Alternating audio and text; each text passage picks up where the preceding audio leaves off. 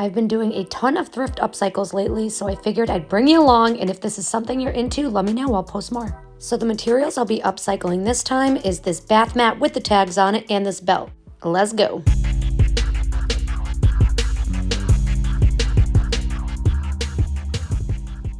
Can we talk about this belt first of all? I was obsessed with it when I saw it. Definitely one of my favorite belt finds. A solid $1.99 spend, and look at these linings. We gotta pick one. You'll soon find out which one I pick, but I love them both. I'm just figuring out what I'm gonna do with this bath mat. And just make sure anything you thrift to always do a sanitized wash when you bring it home. You could add a little bit of peroxide to your detergent, never mix it with bleach, and always do a small test first on the inside hem or wherever because it can lighten the fabric, so just be careful. Alright, so as you can see, I went with the pink flowers, so I'm just measuring out my linings so we have it nice on the inside. Gotta put your name on all your stuff, of course, looks fabulous.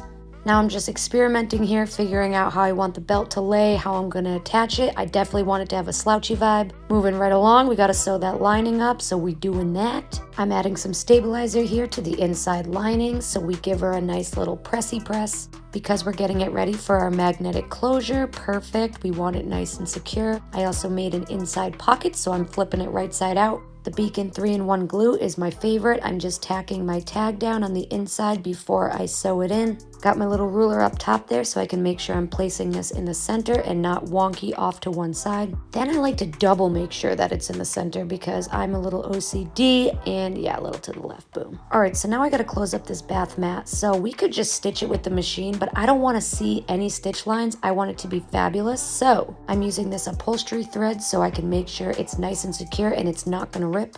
And I sped this up because it took a little bit of time, so you get the vibe. Cannot forget the linings, so I've prepared that and put it inside the bag, and now I'm using my clips. I love clips, way better than pins. Pins are still necessary, obviously, but clips, I use them like 90% of the time.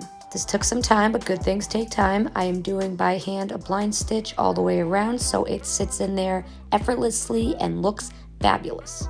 We are almost at the finish line. Almost.